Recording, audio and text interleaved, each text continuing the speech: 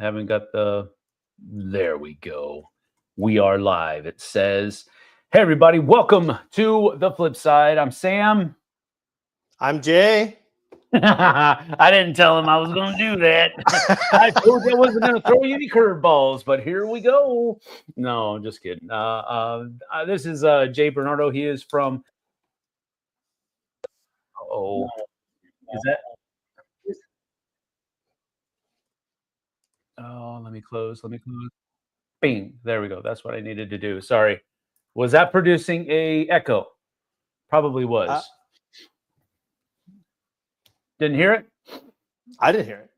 Okay. Well, maybe everybody else did, but I just needed to close a window there. That's all I needed to do. But anyway, that's cool. Thanks for being here. We appreciate you. Jay Bernardo is the marketing manager for Bézier Games. And so we're going to ask him some questions here about what he does, Let's do this. what's coming up, and what's going to be going down at Gen Con and all these new projects that are being thrown around over at Bézier Games. So we're going to just have a chat and talk about y'all. Now, we have a couple that are here. Tom is here. He is our moderator over on YouTube. Thanks for being here. Ryan is here as well. He is a regular over on the channel. So thank you for being here, fellas. If you have questions, I want to say this on the onset, go ahead and put them in the chat. We will get to those at certain times. I do have some questions that are prepared, and we've already talked about some of the things we want to talk about, Jay and I, before we went live. And so that's all going to be happening. But if you have questions, put them in the comments, and we will go from there. What I want to do first is give Jay a little bit of the stage here, and that is basically I thought we've already mentioned. Yeah, there we go. We've already mentioned that you are the marketing manager. So why don't you tell us more about the company and what you do for them? Sure. Well, Bézier Games is first pronounced Bézier Games. I've over my short tenure here, I've really enjoyed seeing you have how to lift your been... pinky when you say it as well. Yes, it's French, Bézier, and when you talk to people about it, it's hilarious because like it's a French name. It's like, oh, are you a French company? It's like, no, we're in Tennessee. It's like, well, that's not French. That's French. We are mostly known for the werewolf games, like one at Ultimate Werewolf. In fact, Ultimate Werewolf will be at the World Series of Board Games in Vegas later this year, I believe in September. That's cool. It'll be the first Ultimate Werewolf World Series of Board Games. So we're pretty excited about that. What I do in Bézier is quite funny because my wife asked me this, I think when I started. She's like, what exactly do you do? What's a marketing manager actually do? And I said, well, we're a really small company. We're just 8 people, 2 of which are app developers. So 6 are just for the board games. So there's Ted and Tony, they're the founders. Yeah. And you have Ryan, who does logistics. He knows where all our games are at any given point. Renee, who's our product manager and licensing manager. So she takes our games from point A to point B, from design, from idea on a napkin to on sale. We have Kevin, who's our trade show manager, who goes to all the trade show events and makes sure that we look nice and good.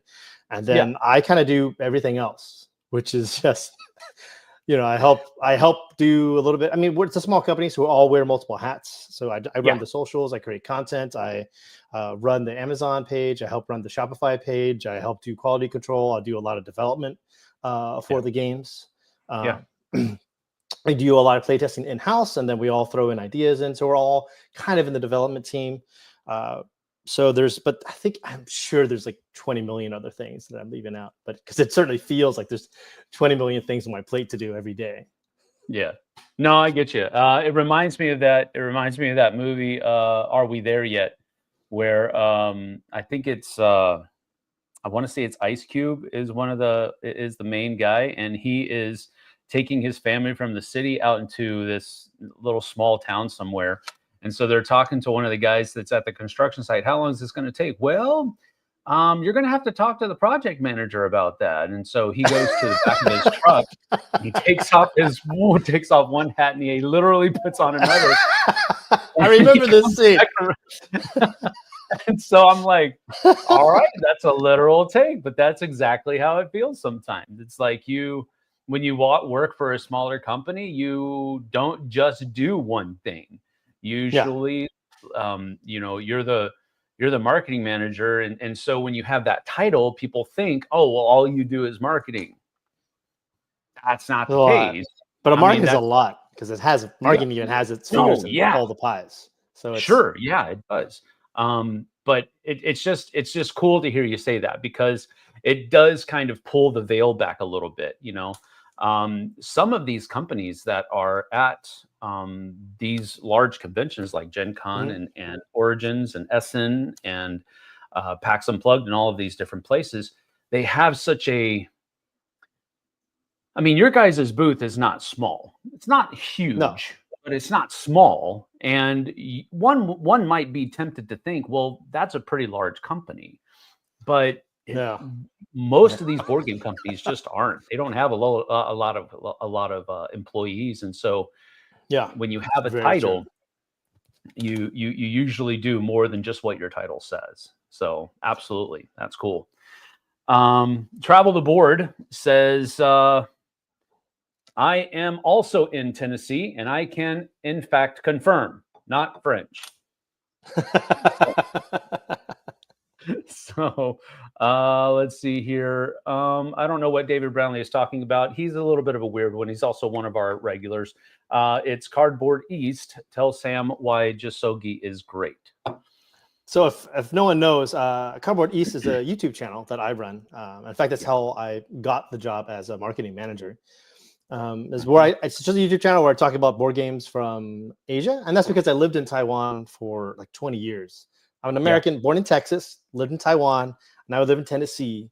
So apparently I have to live in places that begin with T. So like I'm looking at Trinidad, I guess, with my wife next. I don't know. But I had such a great time there in Asia, and I wanted to give back to that place because it was so good to me. So I started talking about board games there from Asia. One of the games that he mentioned is Jasogi, which is a game about anime, where it's about you're an anime publisher, and it's all about having a small group of people, very similar to board games, right? Small group of people working really hard, long hours to produce a product, and hopefully people like it.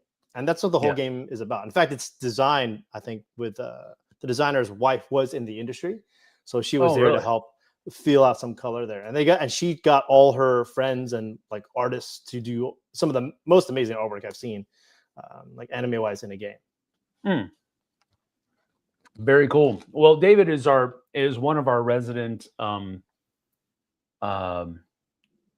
Asian-themed games connoisseurs. I'll put it that way. You have to say it with your pinky. Connoisseurs.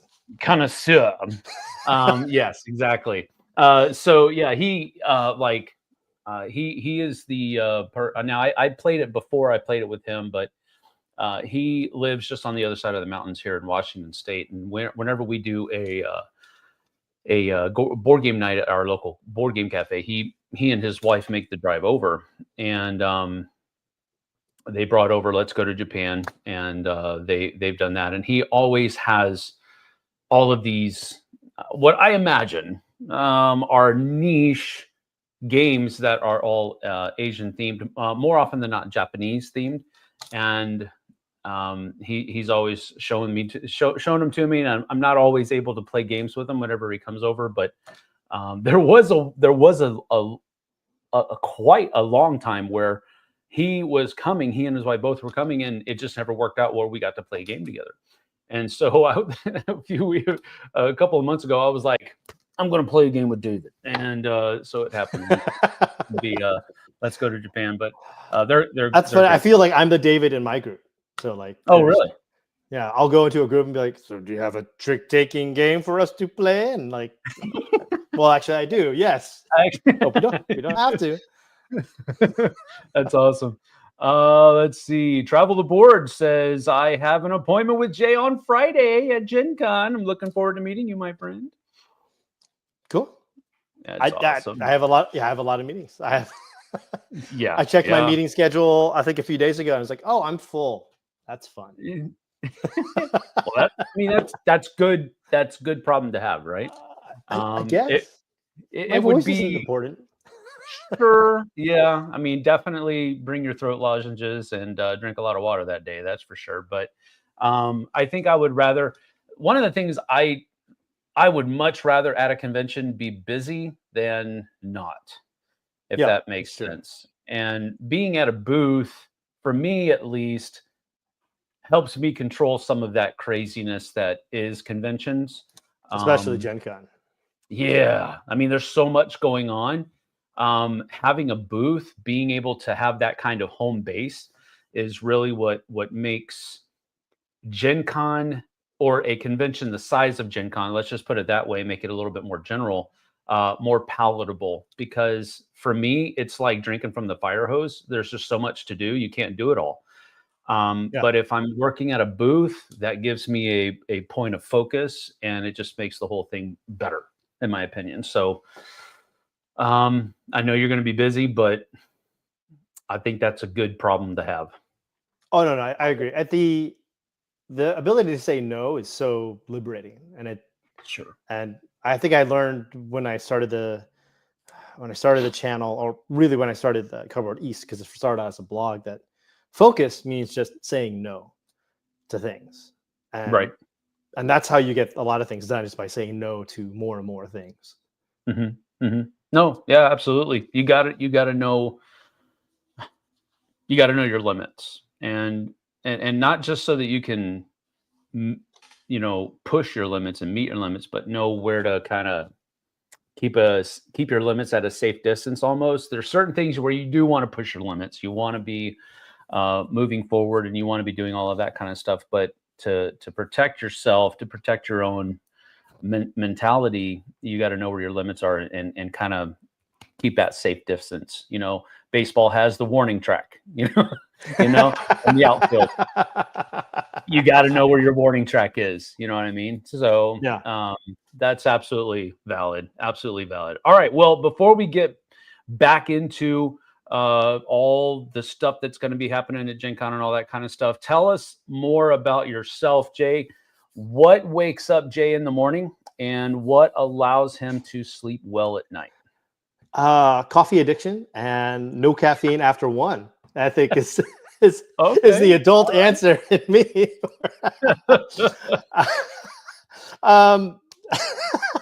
But I think Ruel Gaviola recently asked me, so what do you do outside of games? And I realized in that flash second there, and I think I'm just all in. I'm just all into games all the time. And I'm if I'm not thinking about a game that I'm doing for my channel, and what I have to review, the things I need to get done, I'm thinking about Bézier, and where are our games, where are they, what needs to get done, how can we make them better, how can we make this, just tweak it a little bit more and get a 1 or 2 or 3 more smiles out of people as they play. These are things that I'm constantly thinking about. How do we make our games more approachable? What are the cool games coming out? Because I'm also a gamer too. There's just so much board game content out there now, and it's hard for me to consume everything. So I'm also looking and listening to podcasts as I'm going to work and coming back, or I'm listening to an audiobook and coming back. I think that for me, it's just, there's so much on my plate now that I've been listening to a lot of productivity interviews. And one of the things that I picked up most was just signal to noise, and the idea of there's 3 or 4 things I need to get done, big things that need to get done every day. And if I get those done, I can move on to other things. So there's things that are really important, and there's a lot of noise. So I try to annoy, and that sounds mean and harsh. And sometimes noise can be hanging out with friends, or spending time with my wife, or just eating. So there's things that I need to really focus on to make sure I get done, so I could stay productive and keep that ball rolling. But it's it's a hard balance. And sometimes people get really overproductive and like maybe they're all signal, no noise. Maybe they want that life balance. But for me, I'm happiest when I'm productive. Like one of my favorite things to do, I know this is, I like to help people move. Like when people move from a house to house and they need to pack up stuff, I really like doing that because I feel like I got a lot done with that day. Okay. You know, and you're also helping out a friend. You're helping out with this great transition, and usually, your friend is gonna, buy you a drink and a pizza at the same time, and you could just relax and enjoy a well-earned feast. Yep. But like you said earlier, like I'm that type of person, and my wife is this way too, where we just have to be busy all the time. Okay. All right. Well, that's good. I do like the use of your word of the word noise there, because noise does tend to have that negative connotation. And I think the way you used it, at least the way I'm tracking on it, is that it doesn't have to be necessarily, it's not negative. There's a lot of No, positive noise that needs to happen in your life as well. And absolutely. and I like that because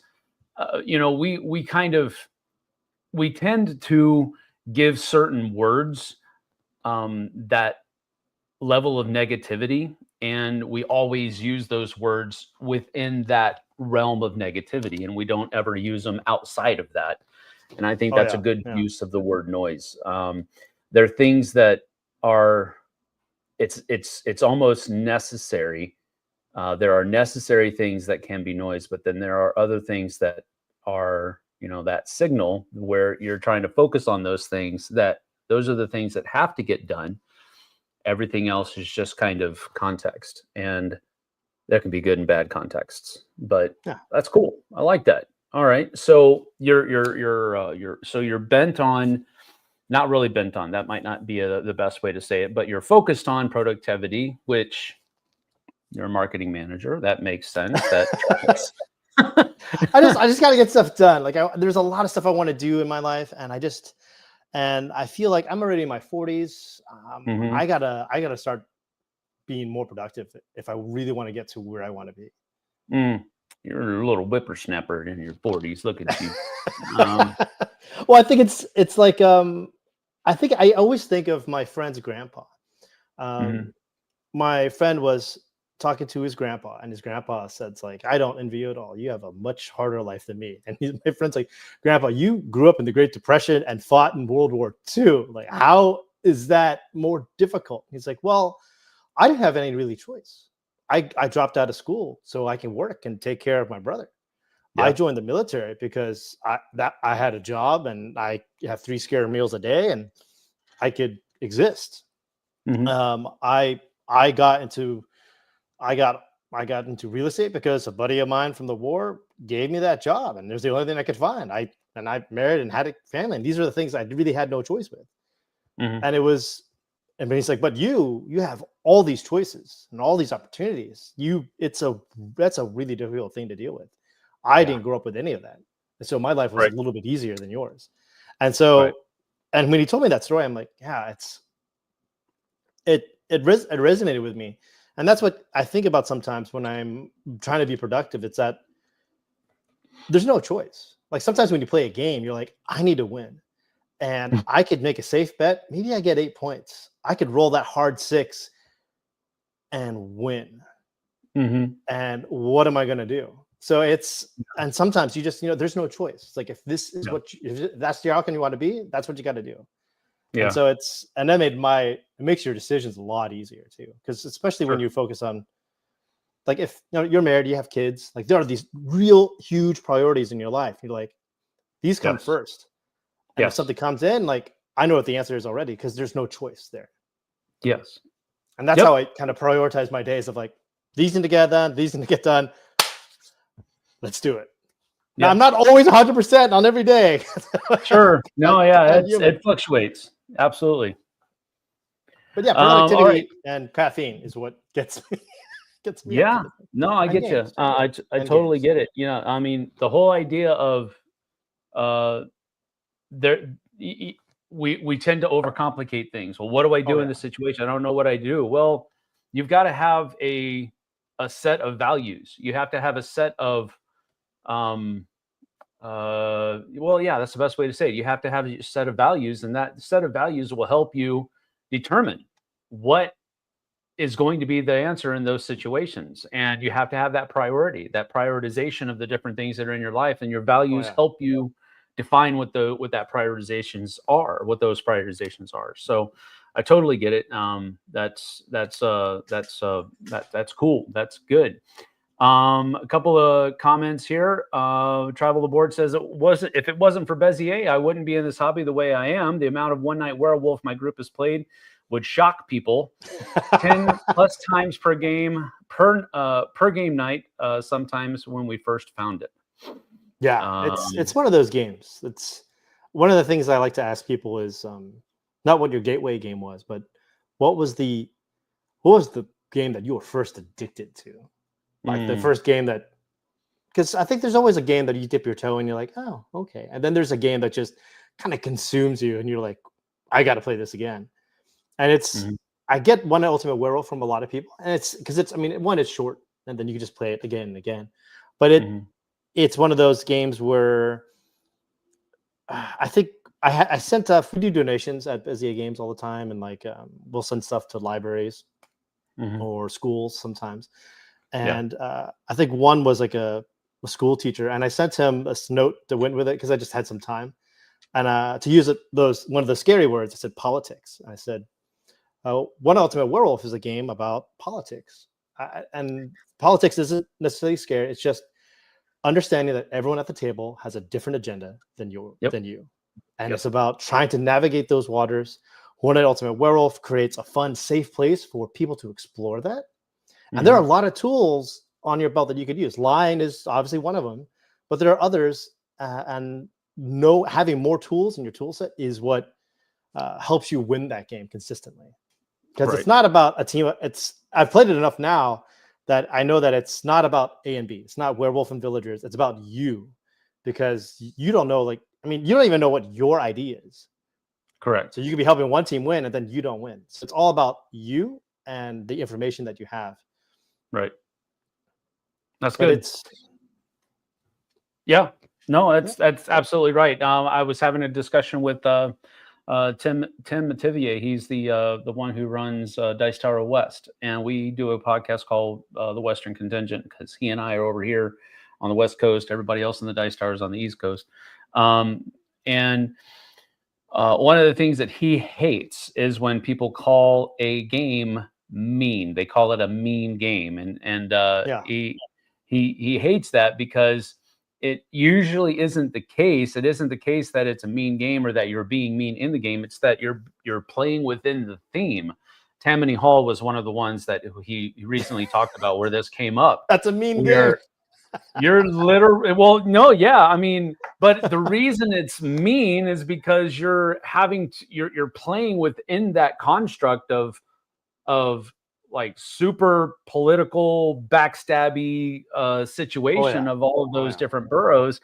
And it's like, that's the theme. It's not that it's a mean game. It's you're playing within the theme of the game. And so he doesn't like it. So I call games mean a lot. Just to get on his bad side, but it's Tammany Mall. You are right. Tammany Hall is a mean game. Yeah, I mean it is, but there's certain his whole ideology there is that the game just forces you to make certain decisions that you probably wouldn't normally make, and it's not necessarily that it's a mean game. It's just that it's forcing you to make these decisions because those are the decisions that have to be made within that context. That's interesting to say that, because my favorite thing about game makers is that people will make it's one of the few games, I think it's the only game I know of, where people will willingly make a suboptimal move for something emotional. Like they'll see like, oh, I love this game. It does nothing for me point wise, but I'm gonna build it anyway because I love this game and it's mine and I want to do it. Exactly. Or like, I hate this game. It's going to give me like 10 points, but I hate it so much. Not going to do it. I don't want this game to exist. And so it's like I've seen that. Finally. And it's so funny to see that. That's great. but that's what I think I love about like One Ultimate Werewolf is that it's one of those classic games where you're allowed to kind of take off this mask of who the public person is and be a little bit more of your private self, to be you. Like you can have fun in that. Like I had a Taiwanese grandma pull a gun on me on cashing guns, and it was wild. I was not expecting her to be that into it, but I was like, whoa, Grammy is really intense in this game. She got a little gangster pointed at you sideways. Oh yeah, it was nuts. I was like, what is? That's great. David says there is a degree of peace when you are focused and productive, as opposed to the chaos of having too many choices and not acting on any of them. Yeah. Let's see. Another question from Tom says, has Bézier ever had a presence at Tokyo Game Market? And do you think Bézier would do well at Tokyo Game Market? That's such a fascinating question because I think it was only like 2 years ago. 2 years ago, where I think Arcane Wonders was the first Western publisher to have their own booth at Tokyo Game Market. Yeah, and that's a very, very rare thing. And Tokyo Game Market is a very, very different convention than I think what most Americans are used to. They'll think of Gen Con, they'll think of PAX Unplugged, they'll think of Origins. Yep. Tokyo Game Market is nothing like that. It's just indie publishers. In fact, it's the largest convention for indie board game publishers, more than anywhere else in the world. And when I mean indie, I mean like indie. I mean, it's just you, like you're the publisher, Sam. Or it might just be me and maybe my wife. It's just a 2-person team. Yeah. And it's small, and our print runs are like, your average to push open the veil a little bit more, like your average American company, like they might publish if they're printing a game, like 5, 10, 15,000 units all at once, right? Because it's just cheaper that way, and then you could make it up more. But like in Tokyo Game Market, those publishers are like maybe 200 copies. And wow. Then it's gone. Yeah. So and then like the other thing is that, like, at Gen Con, if we sold out of everything at Gen Con, which I would love for that level of job security, but day 2, we're still going to be there and be like, well, would you like to demo a game? Can I buy it? And we're sold out, but you can still demo it. But on Tokyo Game Market, if you sell out, you're gone. You just leave, and then someone else takes that table. And it's really, it's nuts. Like you'll just because there's no point for them to be there. It's like, I sold out. I'm leaving. So Game Market's a very, very different experience. So if you see something in the morning, like that looks cool, maybe I'll swing by back in the afternoon and pick it up. You swing by back in the afternoon, some other dude, and you're like, what? Well, that's different. So it's would Bézier Games do well? It's like, yeah, I think we would. And that's mostly just because grass is always greener on the other side. Sure. Yeah. When we go to Game Market, we're going to get all the cool, quirky Japanese games. That when Western publishers go to Game Market, all the Japanese gamers are going to go to our booths. And you've been to Spiel, so you know what that's like. Like all the Europeans are going to see all the American games, and then all the Americans like, I'm here for all the European games. Yeah. And it's there's also a huge. I mean, the Europeans also are drawn to what they know. Like, I mean, all of that. Like, the last time I was there, I think it was Hull. I know they've done a lot of restructuring, but as far as who is in what hall and all that kind of stuff. But the last time I was there, Hall 1 was like all of the European publishers, and that was the one where it was like walking through a sardine can. And then Hall 2 was where Asmodee had their huge, presence of all of their companies, and then all of the other, everything else was kind of spread out. But but yeah, you're right. There is this like cross hatching of, well, we're going to go check out the stuff that's coming over from the pond, over the pond on the other side of the pond, and then the people who are coming over the other side of the pond are wanting to go check out everything that's only being released in Germany or what have you. So I totally get that. So the question, I would imagine then that a Western company kind of, I mean, I guess it's par for the course, but kind of sticks out like a sore thumb then at Tokyo Game Market, because their focus, I guess, is so much different, I guess, than a person that's just going to bring 250 copies of a game there. You guys, like your Western publisher is used to just I demo games, and the games that I demo will sell better, right? And that's pretty consistent. But when you go to Game Market, like most booths are not big enough to demo a game. Like you're just there, you see it, and you have a gut feeling, and you just like, this has a good vibe. I buy it and I move on. Sure. And I think it's a very different feel than I think what a lot of North American publishers are used to. So, as a publisher, a Western publisher going into a situation like that, are you going to be at least partially focused on checking out the indie publishers that are there to see if you can bring any of those over to America? Do you think that? Oh yeah, I think every publisher has. I think from my knowledge, the publishers that have gone, the Western publishers that have gone to Tokyo Game Market will leave with a game. You know, sure. That's just what you do, and it helps subsidize the cost. It helps build relations. So that's just exactly what happens. And even in Spiel, like I think a lot of people who are outside of the industry don't know that. Like they think, oh, Spiel, I want to go and I buy games. That's true. Publishers go to sell games, absolutely, but they mostly go to Spiel for licensing. Be like, where they look at everyone else's games and see what's good for their market and then bring it over. Like it's mostly for that. Because I mean, like, I might make. I use this example a lot in my interviews, but like a buddy of mine in Taiwan, he's like, Jay, I worked really hard. I sold 2,000 copies of my game in Taiwan in 2 years.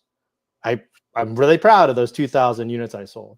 I went to France, to Cannes. I was there for a week and I sold 12,000 copies of my game. So my business decisions are clear at this point. Like I will always support my local market, but I am pushing for licensing more than anything else. Wow. So it's like and that's what Spiel is for a lot of us. Yeah, understood. Travel Board says, when I see someone self-published, I am extremely impressed.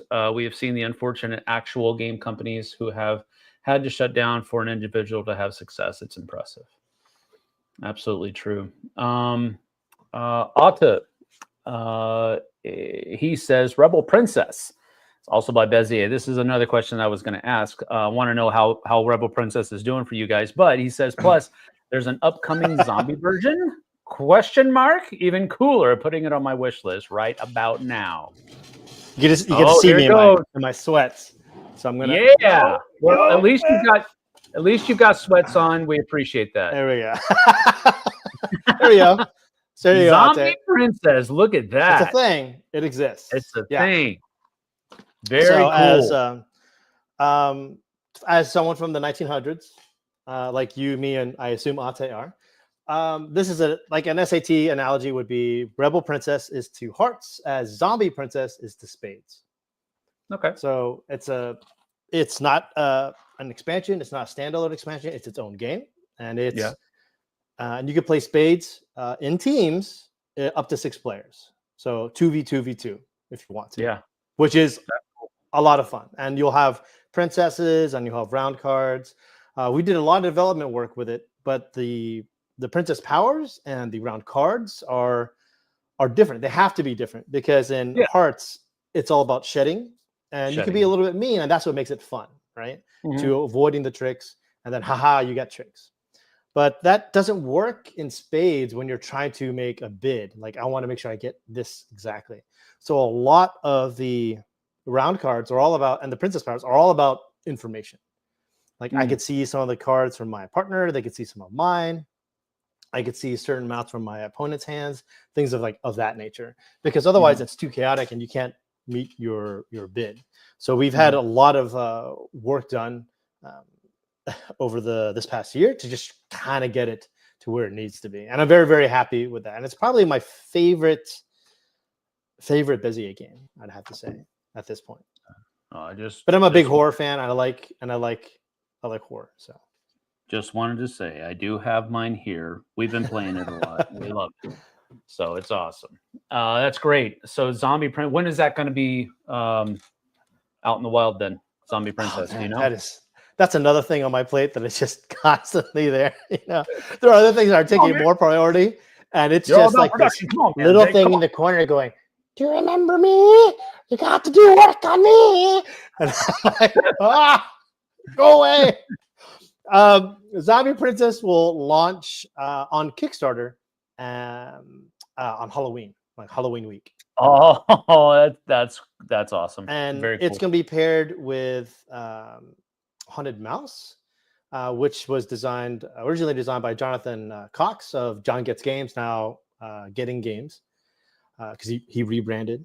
But they're both kind of like this spooky theme, and we're going to tie them together on Halloween and then unleash them out into the world. Okay, so that leads me into a question that I wasn't planning on asking you, but it's definitely within that context. There seems to be, I don't want to say rash because, again, we use some words as a negative thing, and a rash is kind of a negative thing. But there's a lot. It is when it's on your skin.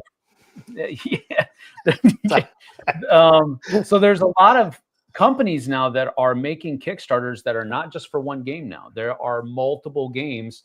So from a marketing perspective, what are the positives and possible negatives of doing that? Well, I wasn't expecting to talk about this, but the truth is that no, it's fine. I love these questions. I could talk about games and the industry like all day. Cool. The truth is that the U.S. board game market, which is the largest board game market in the world right now, is in a lot of trouble. The tariffs are really painful. Yeah. And if they stay high and if they go higher, I mean, whether you like them or not, it doesn't matter. The point is that they're here, and if they go higher, I don't see many board game publishers except for the big boys sticking around because it's going to be hard. Like when I talk to retailers at GAMA, the Game Makers Association, it's a big B2B thing. You've been there. The thing about GAMA is that I get to talk to retailers, and when you talk to retailers and people who own stores, they always tell me the same thing. It's like $30 is the sweet spot. Anything below that can be an impulse buy. Anything beyond that, once you hit 30, people are like, I'll wait. I'll see. And so board games, like the manufacturing cost is low, but there are a lot of fingers in those pots. And so there's going to be a big restructuring of the industry and how it operates. But board game publishers work on really tight budgets. So I like Wingspan. It's one of my wife's favorite games. I don't know if I would like Wingspan if it were $100 game. Right. No, I get you. Right. I love Blood Rage. I love Memoir 44. I don't know if I would like them if they were over $100. Yeah. Right. Like, and people are like, yeah, but you can make cheaper games. You can make it just like cards and stuff. It's like, you can do that. No one's going to buy it anymore because of crowdfunding games. Like, games have just gotten nicer looking. We've elevated. Like, Days of Wonder started something. We're like, hey, games don't have to be ugly anymore. They can be nice. They can have a good insert. And then we wanted more. We're like, okay, we're maturing as an industry. We're elevating the price of our product. The number one growing demographic of board gamers in the industry for the last 10 years has been women, who are the majority of the U.S. population. I mean, majority was like 0.5% more, but like still, right? Yeah, that's half the population, and now they're gaming. So now you have a lot of games that are coming out with all sorts of different themes. Aesthetics are much better. Games are much prettier. Games need to look good on Instagram. Yeah, No, like you're right. I mean, I like Splatter, but they don't sell as well as Tetris, right? Like Sure. it's I talk about this a lot, that Tetris effect of like you need something that sells to everybody, like Yes. Tetris. Yep. So do you think then that companies offering 2 different or 3 different or sometimes 4 different 25th Century Games ran a Kickstarter last year that offered 4 different games, and none of them were really large games. Most of them were like, I think 3 out of the 4 came in a box that was about this big, you know? Yeah, I steered away from Or the actual question. I'll get to it now. It's yeah, I think that people don't look at. We think of the first use case of Kickstarter was, I'm a small publisher.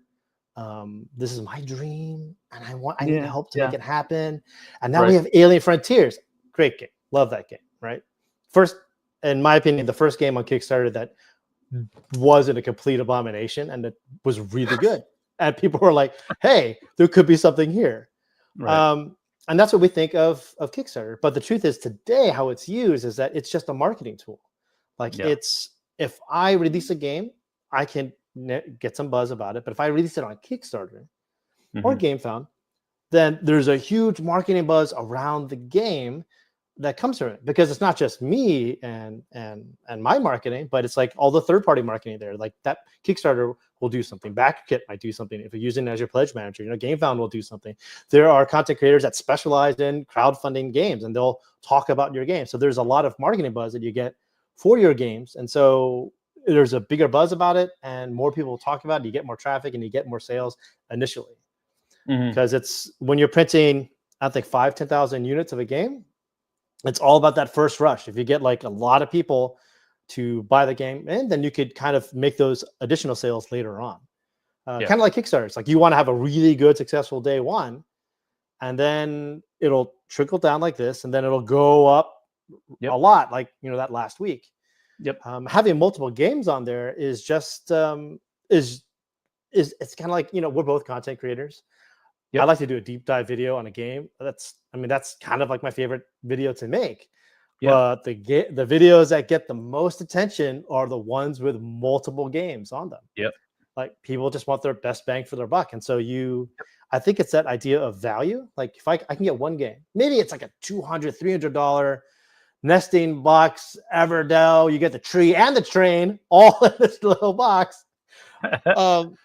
Or if it's a card game, you get like an accordion of card games. Like you get like 4 or 5 games. You're like, oh, Right. that's cool. I get instant collection. Boom. And so Yes. there's a lot of value there. And so you think that I'm getting more value there as opposed to just one game. And I think Mhm. that's what I see. And because of the tariffs, you're going to have more publishers do more Kickstarters, because it mitigates a lot of risk for the Sure. publishers. No, I totally get that. Yeah, you're just basically what I'm boiling that down to is that offering more than just one game is you're basically just casting a wider net. Yeah. You're going to draw more people to your Kickstarter because you're offering 3 different kinds of games or just 2 different kinds of games, and so you're going to draw people from that one camp and this camp over here, which just means you have more eyes on your project. So Yeah. I And can it's definitely see that. the internet lies to you, and with and what I mean by that is that there are loud opinions from a minority that seem like it could have an impact, but it really doesn't. Hmm. Like game box sizes, man. Now it finally might make a difference, but for the longest time, people bring up the Splendor thing. It's like, why is Splendor like 80% air? And it's Yeah. like this little tiny thing. Why don't you just Yeah. sell that? And the truth is that if you sold that for 30, 40 bucks, no one's going to Nobody would buy it, buy it. Yeah. because they don't perceive that value. But if you put it in a Yep. bigger box, they're like, oh, I get this cool box of stuff. They'll see that value there. And it doesn't matter about how loud you are, about how much waste or whatever. The truth is in the numbers. You look at the numbers, and like bigger boxes sell better. They sell more Yeah. games. It doesn't So matter what those opinions are. yeah, one of those, I guess I'm a little bit on the side of, because that's one of the things I look at whenever I'm reviewing games, and I usually don't let it, if I talk about it in a video, I usually don't let it weigh upon my rating of the game, because in essence, I'm not rating the packaging. I'm rating the game and the mechanisms and all of that kind of stuff. So, but that is one of the things that's kind of like, if I spend, like you were saying, $30 on a game that is, this big, and I get this much game inside that big old box, there's a little bit of I feel like I just got took, Yeah. So how do you balance, I guess, those two things? You're gonna get people to pay more by having that bigger box, but then I would say, maybe it's not a vocal majority, but I would say most of the people that buy a box that is Splendor sized, and they get a Splendor sized game inside of it, there's gonna be there's gonna be a little bit of disappointment there. Yeah, there's gonna be disappointment there. So how do you, as a marketing manager, I guess, what's your opinion on balancing those two? I mean, it's really funny because it's so nuanced. Like, there are a lot of layers that I think most people don't take into accounting for. If my line of games that pre-existing is a certain shape, and I want to make sure all my games are that shape, then that's probably better for your line to make sure they're all that shape, right? Yeah. If I want to make that box a certain shape to make it really compact, well, you talk to that manufacturer. Have they ever made a box that exact size before? No. Well, then you got to pay an extra tooling cost for the machine that they have to make, and that's really expensive. So that's the thing. Do they have extra boxes of a certain size that they already have?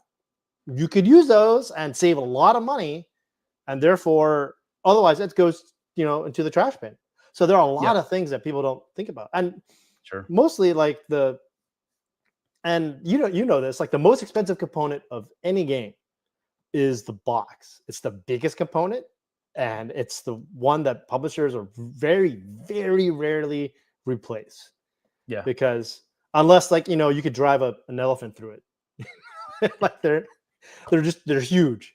But it's really expensive, and the box and the insert, their main purpose is to make sure that the components of the game itself, get to you safely from manufacturing to your home. And it's not about, and only recently, only in the last decade or so, has it been about having a cool insert that makes setup and tear down a lot more easier. So it's, in terms of a marketing standpoint, to your original question, like it's fun, right? It's as a reviewer myself, like I really don't talk about price, because this is a luxury hobby.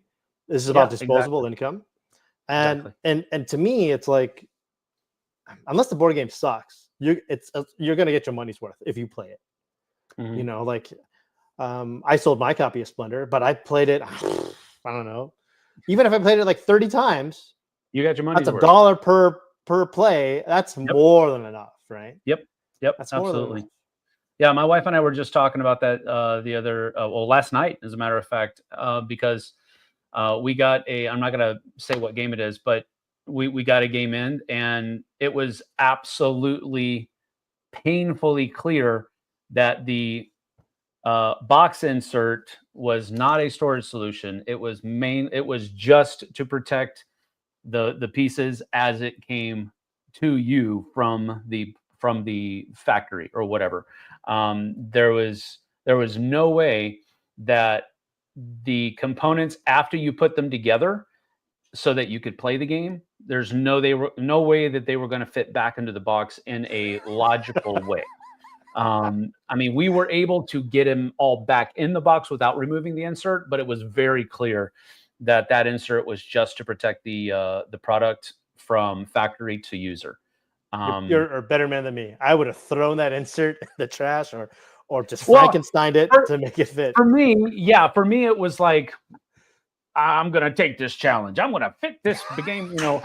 That's what I was, I'm not going to throw away this plastic. That's wasteful. That kind of thing. I was just accepting the challenge more than anything else. I probably will, if we keep the game, I probably will chuck the insert, because it'll mean that, because right now I was able to get it all back in, but there's just a tad bit amount of lid lift in there. So we'll see how that works. But All right. We have a couple of comments here in the and I want to get to that, but then I want to get to talking about the game makers because that's something that's new coming up for you guys real soon. Let's see here. Question for both of you because you both let's see, because you both were in content creation before working for board game companies. What were some challenges you faced when you switched to working for a board game company? So you go ahead and go first, and I'll go after. Oh man, I was gonna say you go first. Okay, well I'll go first. It's fine. I'll be a gracious host. I'll go. I'll go. I'll be a gracious guest. And oh no. I'm gonna be gracious. No. I insist. No, me, please.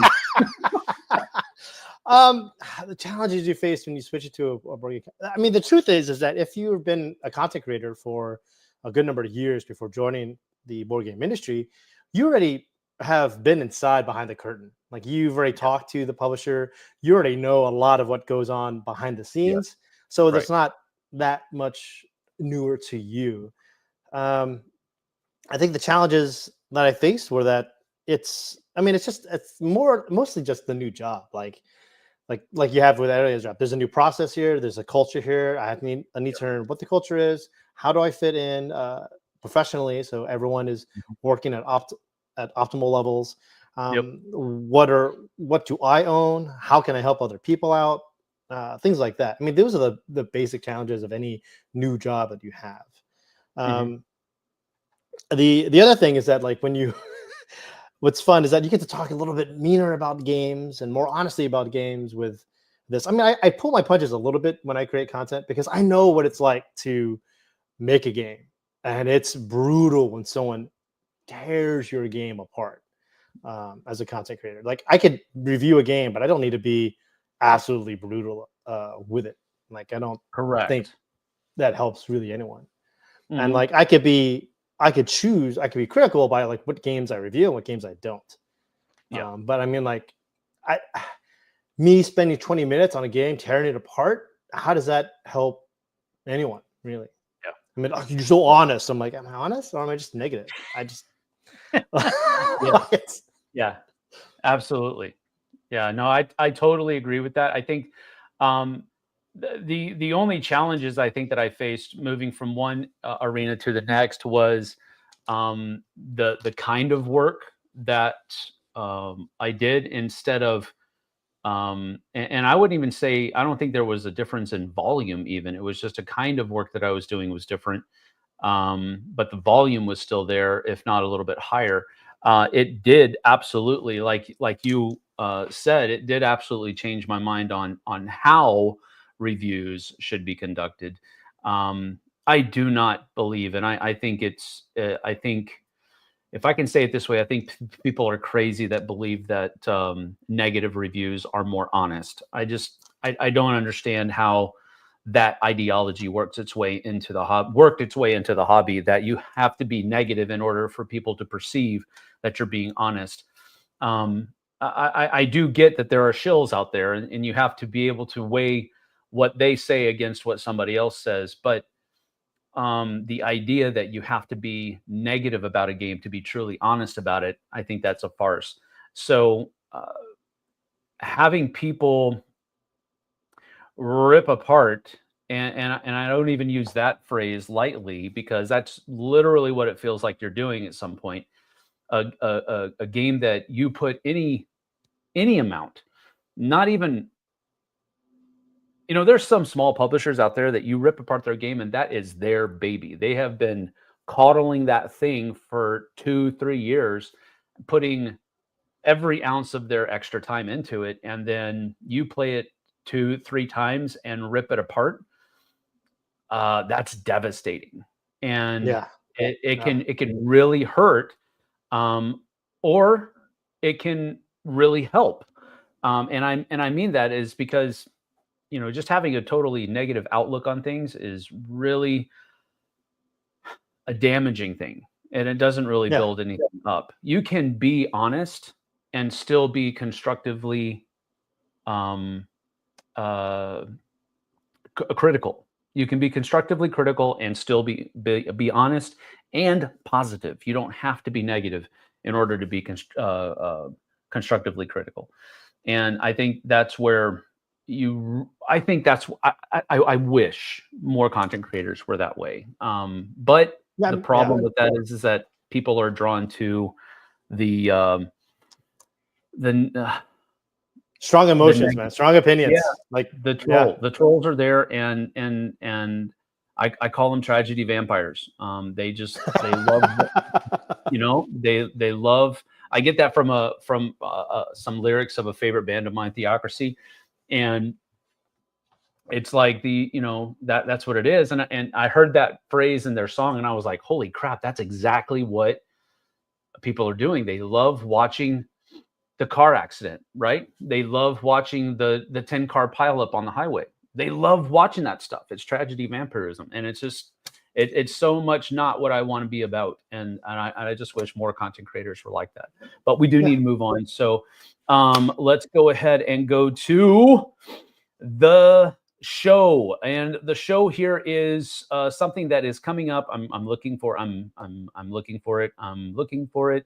Where is it? There. Okay, Gen Con. That's your next thing. So real quick, what can people expect to see at Bézier Games booth at Gen Con this year? Number one, you can expect to see a panda driving a forklift. That's what you could see. That's really? What you could see. Yeah, that's what you can see. Are you going to be in some panda suit, Jay? No. It's the game makers, like your main workers in the game makers are forklifts. They're going to go and get resources for you in this giant warehouse. Yeah. So we had to talk to Gen Con. We had to talk to the organization that does all the logistics and stuff there and be like, hey, can we use a forklift and just leave it at our booth? We could rent it from somewhere else and just put it here. Is it going to do anything? It's like, it's just going to stand there. It's like, that's it? It's like, yes. I'm like, fine. I was like, okay, good. So what we're going to do is we're going to have the forklift, and it's the tongs are going to hold a pallet. And we've sanded the pallet and lacquered it, and we drilled in a big sheet of plastic over it, and it's going to hold it up like a table. And then that is what you're going to play Game Makers on. That's awesome. And it's going to be only a 3-player. It's like the 3 of you and the forklift. And so to help make sure that no one gets in the forklift and decides to have like a great, fun time, we got a giant panda to sit in, stuffed panda. Not a real panda that was stuffed, but a stuffed panda Bézier Games is throwing caution to the wind. They're doing taxidermy. They're doing everything to put a panda inside the forklift. We got him like a safety vest and a hat and everything. The hat doesn't fit, which begs the question: why would you need a hat? But it's there. I reached out to Panda and asked them, like, because they're our partners with Game Makers, and I asked them, does your panda have a name? And Michael was like, no, why would our panda have a name? It's like, our werewolf has a name. His name is Waldo. It's like, oh, where's Waldo? I was like, I didn't say that, but if that's a great thing for you to say, it's like, okay. It's like, our panda doesn't have a name. So, all right. So I'm going to name our panda Pedro. He's like, Pedro? It's like, yeah, I'm going to name it Pedro. Okay. I think I went through a big Papa Pedro phase of like, just don't want to see all the Pedro Pascal stuff. So I'm just going to call him Panda Pedro. And we're going to put Pedro in the forklift, and to make sure like no one's going to get into the forklifts. So that'll be fun. And this is kind of cute and thematic. In the Game Makers, there are 3 levels of meeples. So you have like this little skinny one that has like a vest and a hat. You have a regular kind of meeple who has this J. Jonah Jameson kind of look to it. And then you have the third meeple, which is just really big panda. And you need all 3 levels to go do things in your factory.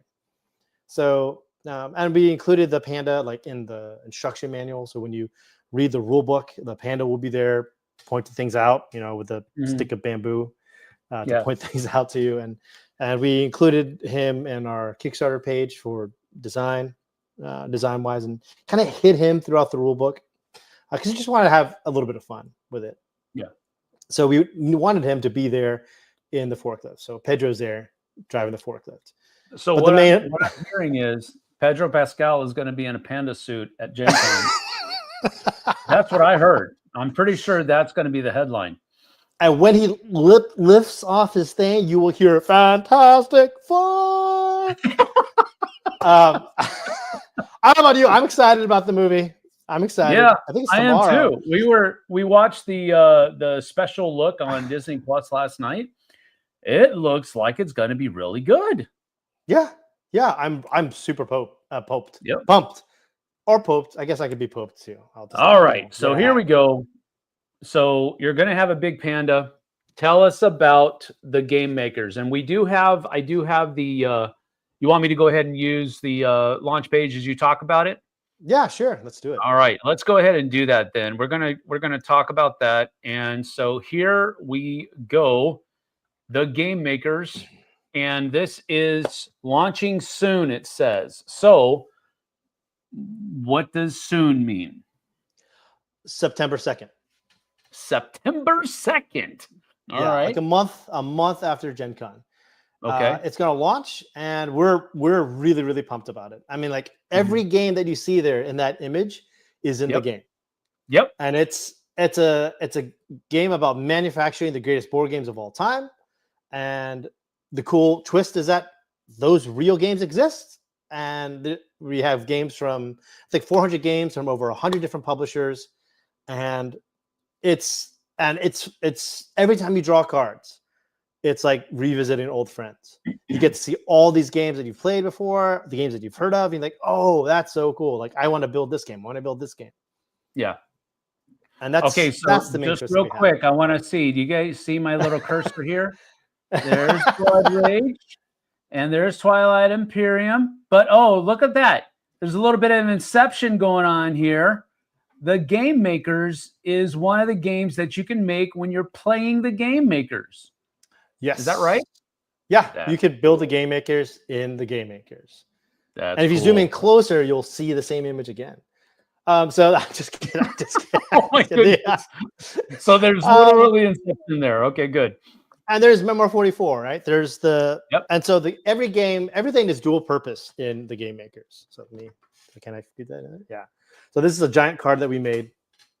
Every game is dual purposed. And they're all contracts. Like that's what you need, that's what you get, right? You've played that game before, right? Right. So all these are different levels. So you might have, let's see here.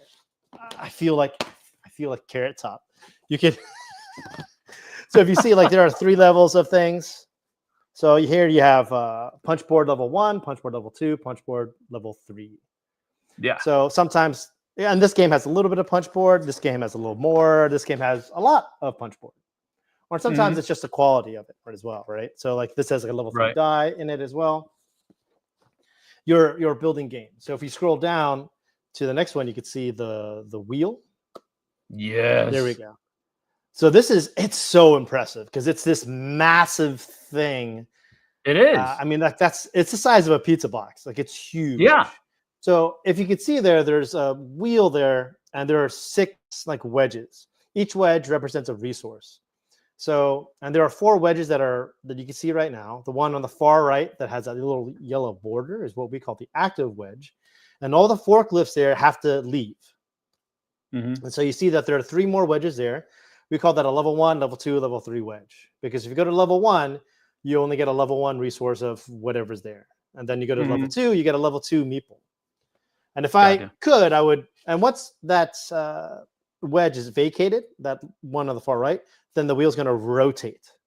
And you're going to use these forklifts to get something. This is what, as Ben Rossett, the designer, for Maj, Search for Planet X, this is a reverse Zolkin. So in Zolkin, you place your worker down, and the longer you wait to pull your worker back, the better the resource you get.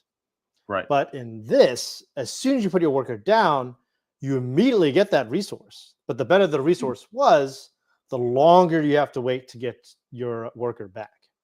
Right. So because of that flip-flop, this is simultaneous play. Yeah. And you can play up to 6 people, and 6 people will take the same amount of time as 4 people. Like it's super, super fast. Yep. And you can see there that there are 3 levels of the meeples. So the J. Jonah Jameson's right there in the middle, the panda's there on the left. And then if you scroll down more, what something that's really interesting is that every single component is multi-purpose. It's not just the cards that are multi-purpose, but even like the plastic buildings can be used to fulfill contracts. Like if you look here on Andromeda's Edge, has like a level 2 building here. You could use that to fulfill a contract, or you could stick it into your factory, and then therefore you have a better factory. So you're able to fulfill contracts more efficiently.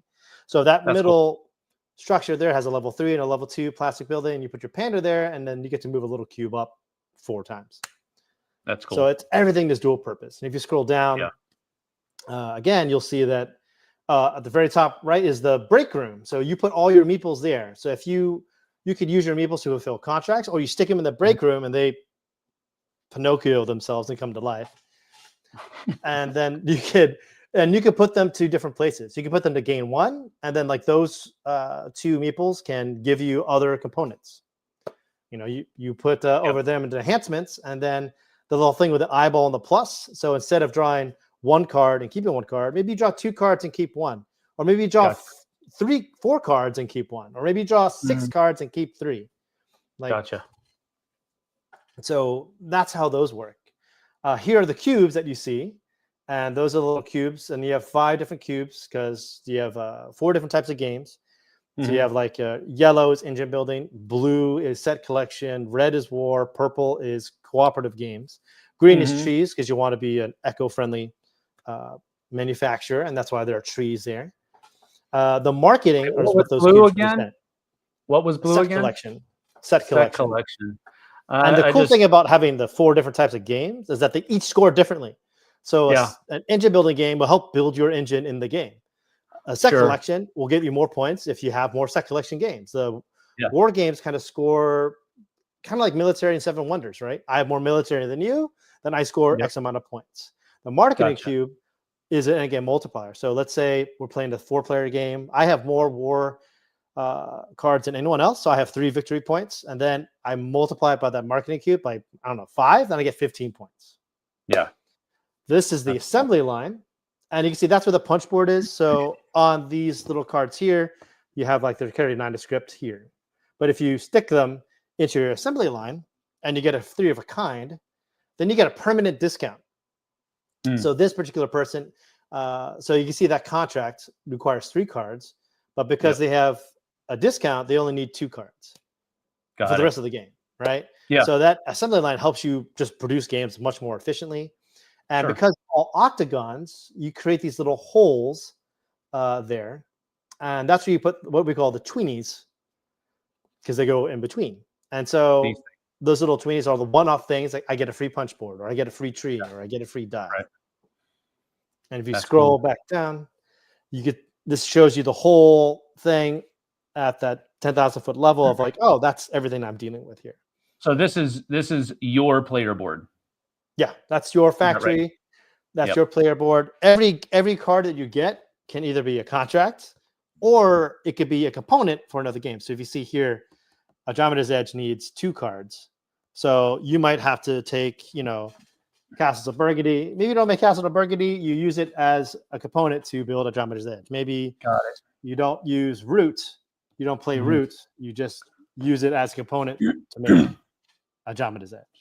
So you're going to make a giant version of this to play at Heston, right? So that's why you have all the cards. Oh no, this is the size of the game. Oh, okay, gotcha. Understood. Now these are for decoration for Gen Con. When I have them here with me. And if you scroll down, after you fulfill your contract, it goes to a display case. And when you complete your display case, that triggers the end of the game, and then everyone has 1 or 2 more rounds of turns, and then Bob's your uncle. That's the game. And then what's really cool about that is that if you scroll back up to the display case picture, is if there is a tiebreaker, because there are a few tiebreakers, and Ted, our CEO, he hates tiebreakers. I mean, he invented a game called Tiebreaker, so that way you always have a tiebreaker. The tiebreaker is on the score sheet. There's a QR code, and it'll take you to this app, and you'll just scan it over your display case, and it'll give you all the current rankings of all those games on BGG. And whoever has the highest ranked game will win the tiebreaker. So if you have Brass Birmingham today, you might win. Next year it might be Twilight Imperium 5, and the year after that it might be the Game Makers. Who knows? So it can always change, which is really, really fun and fascinating. So if you scroll down again, you can see here there's a score pad. That's a very old school score pad there. I think we've changed it since then, but that is Game Makers and the top 5 current games on the BGG top 100. And it's interesting because like during development, one of my favorite side games was we would look at each other's display cases and guess which one was the highest ranked. Right. Because the top 20 are kind of ephemeral in your mind. You're like, okay, yeah, Ark Nova's got to be ranked high. But like when you get to like 100 to 200, you're like, ooh, I don't know anymore. Yeah. Which one? And it becomes fun to kind of guess and see who has the best knowledge. I mean, these are what gamers do, right? Sure. No, absolutely. Yeah. But it's the fun of Game Makers is that players play suboptimally. Players will play, and these are developer diaries. You have developer diary, their designer diary there. It's that players they will score fewer points just to get their game that they love the most onto their display case, right? The story that I often tell was that we're based in Knoxville, Tennessee, so east side of Tennessee, and there's a local convention called Fun K-Town, so Funky Town. The Galactic Cruise Boys are from Chattanooga, Tennessee, so they'll come up to Funky Town and play, and they play Galactic Cruise, and they're playing Game Makers, and sure enough, one of them was like, "Hey, look, it's our game," and they all asked him like, "Oh, are you going to build it? Are you going to build it?" And you could see him like, "No, we already did." He's like, "It's a component for another game," and they're like, "Are you serious?" It's like, you realize we're only going through that draw deck once. So in this little pocket universe, our game won't exist. And what did TK say? He said like, but in this pocket universe, I'm going to win. And it's really funny to see like there's this emotional connection with the games from players. Like I was not expecting that once we did some blind testing and I saw people play it for the first time. But to see them emotionally react to the games was something that was just really, really fascinating. To see. Yeah, we were talking about that before we went live. That some of that emotional reaction it went both ways. If you loved a game that you had the chance to make in the Game Makers, even if it didn't give you that much benefit in the game, you still wanted to do it because it's your favorite game. But the opposite of that was also true. If you had the game that you hated and it's going to score you a lot of points, but you refuse to build it because in this universe, this game doesn't exist. I also love how like people will just volunteer information. Like when I see demo tables at Origins, I would just hear people go, "This game sucks." And I was like, "What?" It's like, "No, this red game here on this card, this game sucks." I'm like, nobody asked them for that opinion. They just had to get it all out of their heart and off their chest, and into the air. And people would also be like, "Oh, I love this game."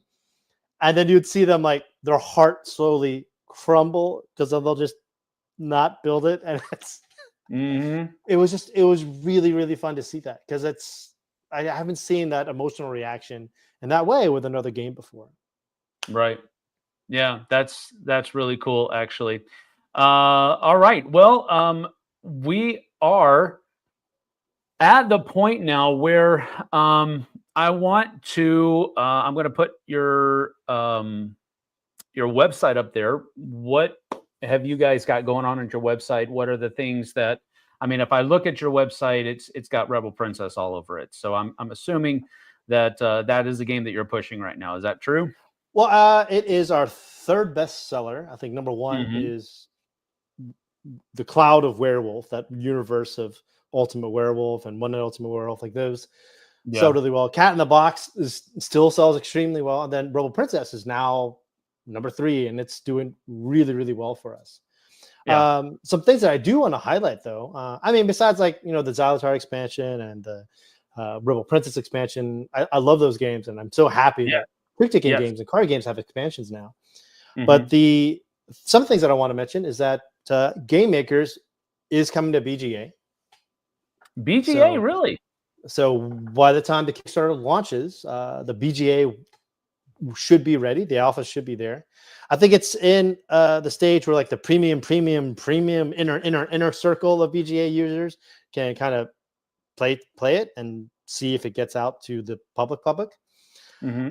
But also Castles of Magic and Ludwig is going to be on BGA too. It's going to launch later on in August. Mm-hmm. So we're really excited about that. Yeah. Also, Ultimate Werewolf, we finally went back and fixed and fine-tuned the app. So the Ultimate Werewolf app now hums like a charm. You're looking at this at our website, and I'm having all this anxiety of like, I need to update this more. And sorry, just it's okay. It's okay. Off, man. No, it's cool. Like Maglev Mecha, we just had our expansion for, but and that was on Kickstarter, and we're still getting the files and checking our prototypes to make sure everything's a-okay. With that, there's our card line of games. Sears catalog still sells extremely well. Xylotar has been selling really well. People really like Sandbag. The Royal Princess, Rebel Princess, though, is by leaps and bounds like the best of them. I think we did extremely well Q1 this year, and I think that's just because of Rebel Princess fortuitously landing like on Valentine's Day, Galentine's Day, and International Women's Day on March 8th, like having that nice stretch there in Q1 worked really well. We had I think our best Q1 and since better than last year and the year before, so we're pretty happy with Rebel Princess and how it's doing. That's very cool. That's very cool. Well, I'll tell you what, we are probably at our length here. We've been going for almost 90 minutes, dude. So it's very cool to have you on. Let's do 90 more. Well, I got the stuff I need to do. You were talking about production earlier, man. Come on. I did give a big speech about production. Yeah, that's great. That's shoe tape. Well, that's awesome. Jay, it's been great talking to you, and I wish you the absolute best. Thank you, man. You guys at Bézier do a great job. You're great people, and I thank you for coming on and being part of the channel. I do want to push everybody to go check out the Game Makers. I saw it in person. It is a phenomenal looking game, huge table presence. So I haven't been able to play it yet, but hopefully that'll be rectified here in the near future at some point. But looking forward to it. Stop by their booth. What booth number are you going to be at Gen Con? 137. If you go in with the main herd through that main entrance, you just go straight ahead, and we're there at 137. You'll see a panda driving a forklift, and that'll be hard to miss. And get your picture with that panda because Pedro Pascal is inside. I'm telling you, that's what I heard earlier. Fantastic Four. All right, y'all. Thanks for joining us. We certainly appreciate it. We'll see you guys and gals on the flip side. Go to booth 137 at Gen Con. Say hi to Jay. Tell him we sent you. Let's talk to you guys later. Bye-bye. Always a pleasure, Sam. Oh.